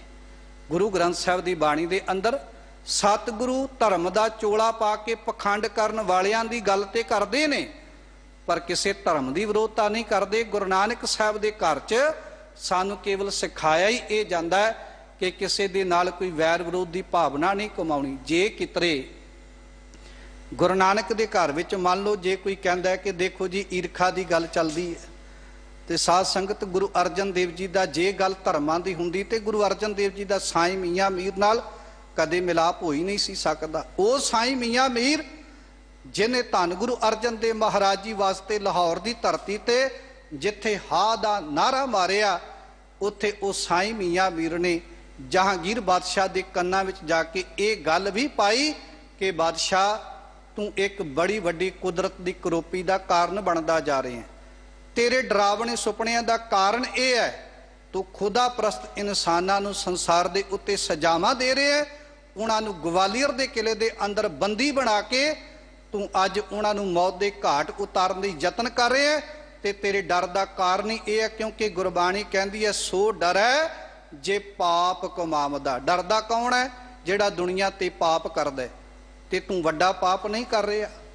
ਇੰਜ ਕਹਿ ਦਈਏ ਜੇ ਗਵਾਲੀਅਰ ਦੇ ਕਿਲੇ ਵਿੱਚੋਂ ਧੰਨ ਗੁਰੂ ਹਰਗੋਬਿੰਦ ਸਾਹਿਬ ਜੀ ਰਿਹਾ ਹੋ ਕੇ ਆਏ ਨੇ, ਉਹਨਾਂ ਪਿੱਛੇ ਇੱਕ ਤੇ ਘਾਲ ਕਮਾਈ ਹੈ ਧੰਨ ਬਾਬਾ ਬੁੱਢਾ ਸਾਹਿਬ ਦੀ, ਤੇ ਦੂਸਰੀ ਘਾਲ ਕਮਾਈ ਹੈ ਸਾਈਂ ਮੀਆਂ ਮੀਰ ਦੀ, ਜਿਹਨੇ ਜਹਾਂਗੀਰ ਦੇ ਜਾ ਕੇ ਕਪਾਟ ਖੋਲੇ ਤੇ ਫਿਰ ਜਹਾਂਗੀਰ ਨੇ ਹੁਕਮ ਕੀਤਾ ਕਿ ਨਹੀਂ, ਧੰਨ ਗੁਰੂ ਹਰਗੋਬਿੰਦ ਸਾਹਿਬ ਜੀ ਨੂੰ ਗਵਾਲੀਅਰ ਦੇ ਕਿਲੇ 'ਚ ਰਿਹਾ ਕੀਤਾ ਜਾਣਾ ਚਾਹੀਦਾ। ਕੇਵਲ ਰਿਹਾ ਹੀ ਨਹੀਂ ਕੀਤਾ, ਬਲਕਿ ਗੁਰੂ ਹਰਗੋਬਿੰਦ ਸਾਹਿਬ ਜੀ ਦੇ ਉੱਤੇ ਇੰਨਾ ਭਰੋਸਾ ਕਰ ਲਿਆ ਕਿ ਧੰਨ ਗੁਰੂ ਹਰਗੋਬਿੰਦ ਸਾਹਿਬ ਜੀ ਹੁਣ ਤੁਸੀਂ ਇਕੱਲੇ ਨਹੀਂ, ਤੁਸੀਂ ਆਪਣੇ ਨਾਲ ਇਹ 52 ਰਾਜੇ ਵੀ ਲੈ ਕੇ ਜਾ ਸਕਦੇ ਹੋ, ਪਰ ਤਾਂ ਜੇ ਇਹ ਸਦਾ ਵਾਸਤੇ ਇਹ ਗੱਲ ਕਬੂਲ ਕਰਦੇ ਨੇ ਕਿ ਅਸੀਂ ਗੁਰੂ ਸਾਹਿਬ ਜੀ ਤੁਹਾਡੇ ਹੁਕਮ ਤੋਂ ਕਦੇ ਬਾਹਰੇ ਨਹੀਂ ਜਾਵਾਂਗੇ। ਤਾਂ ਉਹਨਾਂ 52 ਰਾਜਿਆਂ ਨੂੰ ਧੰਨ ਗੁਰੂ ਹਰਗੋਬਿੰਦ ਸਾਹਿਬ ਜੀ ਨੇ ਗਵਾਲੀਅਰ ਦੇ ਕਿਲੇ 'ਚ ਰਿਹਾ ਕਰਾਇਆ। ਤੇ ਮੈਂ ਗੱਲ ਕਰ ਰਿਹਾ ਸੀ ਸਾਧ ਸੰਗਤ, ਇੱਕ ਗੁਰੂ ਨਾਨਕ ਦਾ ਘਰ ਹੈ। ਧੰਨ ਗੁਰੂ ਹਰਗੋਬਿੰਦ ਸਾਹਿਬ ਜੀ ਨੇ ਉੱਥੇ ਇਹ ਨਹੀਂ ਵੇਖਿਆ ਇਹ ਫਲਾਣੇ ਮਜ਼ਹਬ ਦਾ ਹੈ, ਇਹ ਫਲਾਣੀ ਜਾਤ ਦਾ ਹੈ, ਇਹ ਫਲਾਣੇ ਧਰਮ ਦੇ ਨਾਲ ਸੰਬੰਧ ਰੱਖਦਾ ਹੈ, ਮੈਂ ਇਹਨੂੰ ਗਵਾਲੀਅਰ ਦੇ ਕਿਲੇ 'ਚੋਂ ਕਿਉਂ ਬਾਹਰ ਕੱਢਾਂ। ਜੇ 52 ਸੀ ਤੇ ਗੁਰੂ ਦਾ 52 ਨਾਲ ਹੀ ਬਰਾਬਰਤਾ ਦਾ ਪਿਆਰ ਸੀ, ਕਿਸੇ ਇੱਕ ਨਾਲ ਨਹੀਂ, ਸਾਰਿਆਂ ਦਾ ਨਾਲ, ਸਾਰਿਆਂ ਦੇ ਨਾਲ ਸਾਂਝਾ ਪਿਆਰ ਸੀ। ਕਿਉਂਕਿ ਸਾਨੂੰ ਇਹ ਗੱਲਾਂ ਬਾਬੇ ਨਾਨਕ ਨੇ ਆਪਣੇ ਘਰ ਦੇ ਅੰਦਰ ਸਿਖਾਈਆਂ ਨੇ। ਜਿਹੜਾ ਗੁਰਮੁਖ ਹੈ ਨਾ, ਉਹਦੀ ਤੇ ਅਵਸਥਾ ਇਹ ਹੁੰਦੀ ਹੈ, ਗੁਰਮੁਖ ਵੈਰ ਵਿਰੋਧ ਗਮਾਵੇ, ਗੁਰਮੁਖ ਸਗਲੀ ਗਣਤ ਮਿਟਾਵੇ। ਉਹ ਗੁਰਮੁਖ ਕਦੇ ਵੀ ਸੰਸਾਰ ਦੇ ਉੱਤੇ ਗਿਣਤੀਆਂ ਨਹੀਂ ਕਰਦਾ, ਉਹ ਤੇ ਕਿਸੇ ਤੇ ਪਰਉਪਕਾਰ ਕਰਕੇ ਵੀ ਉਹਦੀਆਂ ਗਿਣਤੀਆਂ ਨਹੀਂ ਕਰਦਾ। ਉਹ ਤੇ ਆਪਣੇ ਅੰਦਰੋਂ ਸਾਰੇ ਅਵਗੁਣਾਂ ਨੂੰ ਮੇਟ ਲੈਂਦਾ ਹੈ ਗੁਰੂ ਦੇ ਚਰਨਾਂ ਦੇ ਨਾਲ ਜੁੜ ਕੇ। ਗੁਰਮੁਖ ਰਾਮ ਨਾਮ ਰੰਗ ਰਾਤਾ, ਨਾਨਕ ਗੁਰਮੁਖ ਖਸ਼ਮ ਪਛਾਤਾ। ਧੰਨ ਗੁਰੂ ਨਾਨਕ ਦੇਵ ਮਹਾਰਾਜ ਜੀ ਕਹਿ ਰਹੇ ਨੇ, ਗੁਰਮੁਖ ਪ੍ਰਮਾਤਮਾ ਦੇ ਨਾਮ ਵਿੱਚ ਰੰਗਿਆ ਰਹਿੰਦਾ ਹੈ ਅਤੇ ਇਸੇ ਕਰਕੇ ਉਹ ਆਪਣੇ ਖਸਮ ਰੂਪੀ ਪਰਮਾਤਮਾ ਦੀ ਸਤਿਗੁਰੂ ਦੇ ਚਰਨਾਂ ਦੇ ਨਾਲ ਜੁੜ ਕੇ ਪਹਿਚਾਣ ਕਰ ਲੈਂਦਾ ਹੈ ਕਿ ਪਰਮਾਤਮਾ ਜਿਹੜਾ ਹੈ ਉਹ ਨਿਰਗੁਣ ਵੀ ਹੈ ਤੇ ਸਰਗੁਣ ਵੀ ਹੈ। ਸਰਗੁਣ ਸਰੂਪ ਵਿੱਚ ਹੁੰਦਿਆਂ ਸੰਸਾਰ ਦੇ ਅੰਦਰ ਵਿਦਮਾਨ ਹੈ ਤੇ ਨਿਰਗੁਣ ਸਰੂਪ ਹੁੰਦਿਆਂ ਉਹ ਸੰਸਾਰ ਤੋਂ ਵੱਖਰਾ ਹੈ। ਗੁਰਮੁਖ ਭਰਮੈ ਬਿਨ ਗੁਰ ਭਰਮੈ ਆਵੈ ਜਾਏ, ਬਿਨ ਗੁਰ ਘਾਲ ਨਾ ਪਵੇ ਥਾਏ। ਸਾਹਿਬ ਕਹਿੰਦੇ ਗੁਰੂ ਤੋਂ ਬਿਨਾ ਮਨੁੱਖ ਸਾਰੀ ਜ਼ਿੰਦਗੀ ਭਟਕਦਾ ਹੀ ਰਹਿੰਦਾ ਹੈ। ਗੁਰ ਬਿਨ ਘੋਰ ਅੰਧਾਰ, ਗੁਰੂ ਬਿਨ ਸਮਝ ਨਾ ਆਵੇ। ਕਿਉਂਕਿ ਗੁਰੂ ਤੋਂ ਬਿਨਾ ਤੇ ਕੇਵਲ ਜੀਵਨ 'ਚ ਭਟਕਣਾ ਹੀ ਹੈ। ਬਿਨ ਗੁਰ ਘਾਲ ਨਾ ਪਵੇ ਥਾਏ, ਤੇ ਜੇ ਗੁਰੂ ਦੇ ਕੋਲੋਂ ਗਿਆਨ ਮਨੁੱਖ ਪ੍ਰਾਪਤ ਨਾ ਕਰੇ ਰੱਬ ਨਾਲ ਜੁੜਨ ਦਾ, ਤੇ ਫਿਰ ਤੇ ਉਹ ਸਾਰੀ ਜ਼ਿੰਦਗੀ ਪਾਣੀ ਰਿੜਕਦਿਆਂ ਕੱਢ ਦਿੰਦਾ ਹੈ। ਪਾਣੀ ਨੂੰ ਜਿੰਨਾ ਮਰਜ਼ੀ ਰਿੜਕੀ ਜਾਈਏ ਸਾਧ ਸੰਗਤ, ਕਦੇ ਉਹਦੇ 'ਚੋਂ ਮੱਖਣ ਨਹੀਂ ਨਿਕਲੇਗਾ। ਗੁਰੂ ਨੇ ਸਾਨੂੰ ਇੱਕ ਸਿੱਖਿਆ ਦਿੱਤੀ ਕਿ ਜੇ ਰੱਬ ਨਾਲ ਜੁੜਨਾ ਚਾਹੁੰਦਾ ਹੈ ਨਾ, ਤੇ ਫਿਰ ਭਾਈ ਜਿਹੜਾ ਇਹ ਪਾਣੀ ਹੈ ਇਹਦੀ ਰਿੜਕਣਾ ਨਾ ਕਰ, ਤੂੰ ਦੁੱਧ ਨੂੰ ਰਿੜਕਣਾ ਕਰ, ਉਹਦੇ 'ਚੋਂ ਮੱਖਣ ਨਿਕਲੇਗਾ। ਤੇ ਜੇ ਪਾਣੀ ਰਿੜਕੇਗਾ ਤੇ ਤੈਨੂੰ ਸੰਸਾਰ ਤੇ ਕੁਝ ਵੀ ਪ੍ਰਾਪਤ ਨਹੀਂ ਹੋਵੇਗਾ। ਇਸ ਤਰ੍ਹਾਂ ਗੁਰੂ ਤੋਂ ਬਿਨਾਂ ਸਾਡੀ ਕੀਤੀ ਹੋਈ ਇਹ ਘਾਲ ਕਮਾਈ, ਰੱਬ ਦੀ ਬੰਦਗੀ, ਇਹ ਕਿਧਰੇ ਥਾਂ ਹੀ ਨਹੀਂ ਪੈਂਦੀ। ਬਿਨ ਗੁਰ ਮਨੁਆ ਅਤ ਡੋਲਾਏ, ਬਿਨ ਗੁਰ ਤ੍ਰਿਪਤ ਨਹੀਂ ਬਿਖ ਖਾਏ। ਇੰਜ ਕਹਿ ਦਈਏ ਗੁਰੂ ਤੋਂ ਬਿਨਾਂ ਸਾਡਾ ਇਹ ਮਨੁਆ ਜਿਹੜਾ ਥਾਂ ਥਾਂ ਤੇ ਡੋਲਦਾ ਫਿਰਦਾ ਹੈ, ਜਿਹੜਾ ਥਾਂ ਥਾਂ ਦੇ ਉੱਤੇ ਭਟਕਦਾ ਫਿਰਦਾ ਹੈ, ਇਹ ਇੱਕ ਥਾਂ ਤੇ ਟਿਕ ਨਹੀਂ ਸਕਦਾ। ਗੁਰੂ ਤੋਂ ਬਿਨਾਂ ਸਾਡੇ ਮਨ ਨੂੰ ਕਦੇ ਤ੍ਰਿਪਤੀ ਨਹੀਂ ਆ ਸਕਦੀ।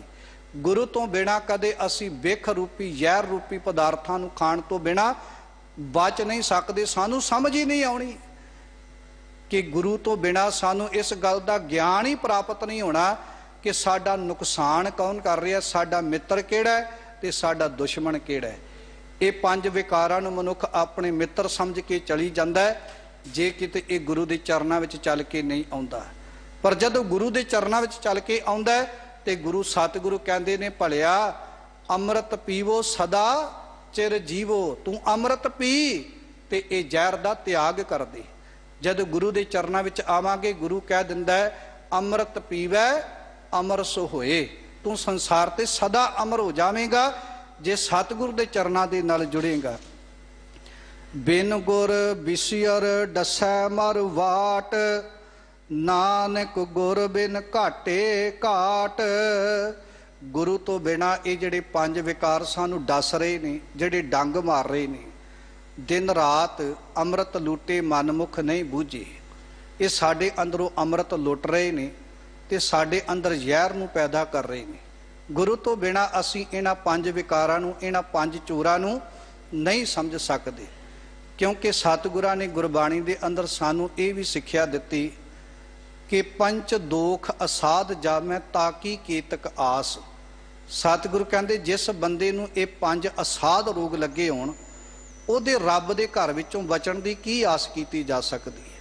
ਮ੍ਰਿਗ ਮੀਨ ਭ੍ਰਿੰਗ ਪਤੰਗ ਕੁੰਚਰ ਏਕ ਦੋਖ ਵਿਨਾਸ਼ ਪੰਚ ਰੋਗ ਅਸਾਧ ਜਾਮੈ ਤਾਕੀ ਕੇਤਕ ਆਸ। ਸਤਿਗੁਰੂ ਕਹਿੰਦੇ ਇਹਨਾਂ ਨੂੰ ਤੇ ਇੱਕ ਇੱਕ ਦੋਖ ਲੱਗਿਆ, ਇਹ ਉਹਦੇ ਦੋਖ ਦੇ ਡੰਗੇ ਹੋਏ ਮੁੜ ਕੇ ਸੰਸਾਰ ਦੇ ਉੱਤੇ ਉਤਪੰਨ ਨਹੀਂ ਹੋ ਸਕੇ।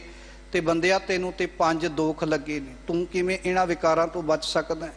पर इन्हां दी समझ किवें आवेगी? सतगुरु कहंदे ये सानू डंग मार रहे ने। जदों आपां गुरु दे चरनां विच चल के आवांगे, गुरु सानू इन्हां विकारां दे बारे सुचेत करदा है, इन्हां विकारां दे बारे सानू ध्यान देंदा साडा गुरु कि मनुख जे तू लोभी का विसाहू ना कीजै, किते लालची दा विसाह ना करके बह जावें। गुरु दे कोल आवांगे, सतगुरु सानू ये विकारां तो सुचेत करनगे। इसे करके धन गुरु नानक साहब जी कह रहे ने, गुरु तो बिना मनुख नूं कदे लाभ नहीं हो सकता, घाटा तो दिन रात पै सकता है। तो गुर बिन घाटे घाट, जिहड़ा मनुख गुरु के चरणों में चल के नहीं आउंदा, उहनूं दिन रात घाटा ही संसार के उत्ते पै रहा है। भगतन सेती गोश्ते जो कीनो सो लाभ। लाभ किहड़ा नूं हुंदा? जिहड़े रब की भगती करते हैं। गुरु तो बिना मनुख रब की भगती भी नहीं कर सकता, तां उहनूं दिन रात घाटा ही घाटा संसार ते पै रहा है। जिस गुर मिलै तिस पार उतारै, अवगण मेटै गुण निस्तारै। भाई जिन्हां नूं गुरु मिल जांदा है, वो संसार रूपी भवजल तो पार उतर जाते हैं।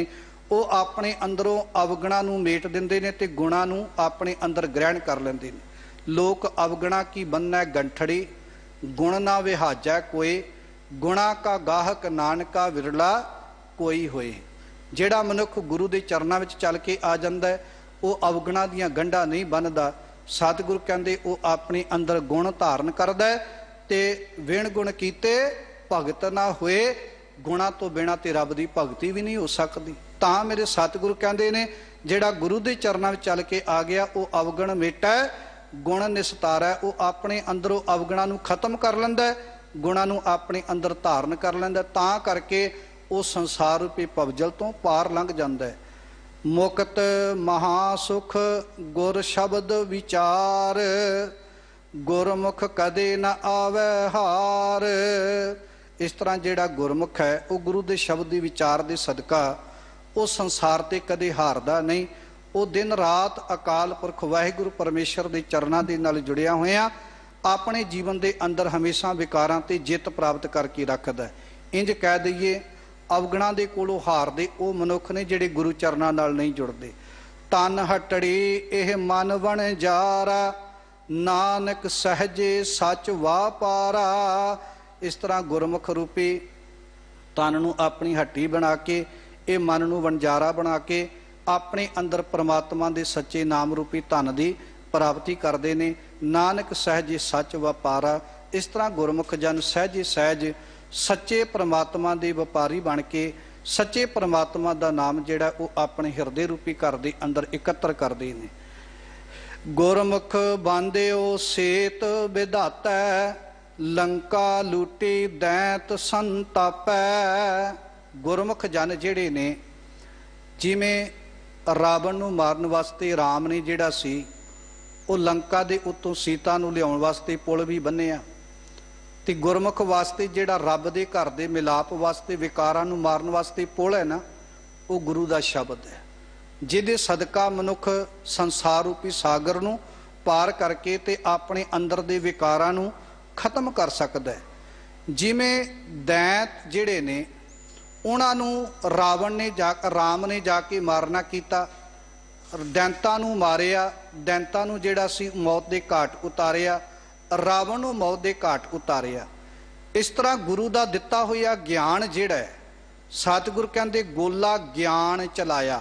ਜਦੋਂ ਗੁਰਮੁਖ ਵੀ ਗੁਰੂ ਦੇ ਕੋਲ ਆ ਕੇ ਆਪਣੀ ਮੱਤ ਦੇ ਉੱਤੇ ਗੁਰੂ ਦਾ ਗਿਆਨ ਧਾਰਨ ਕਰਦਾ ਹੈ ਤੇ ਆਪਣੇ ਹਿਰਦੇ ਰੂਪੀ ਘਰ ਦੇ ਅੰਦਰੋਂ ਇਹ ਪੰਜ ਦੈਂਤਾਂ ਦਾ ਨਾਸ ਕਰ ਲੈਂਦਾ। ਸਾਡੇ ਅੰਦਰ ਵੀ ਦੈਂਤ ਨੇ ਜਿਹੜੇ ਦਿਨ ਰਾਤ ਸਾਨੂੰ ਮਾਰਨ ਵਾਸਤੇ, ਜਿਨ੍ਹਾਂ ਵਾਸਤੇ ਸਾਨੂੰ ਯਤਨ ਕਰਨੇ ਚਾਹੀਦੇ ਨੇ।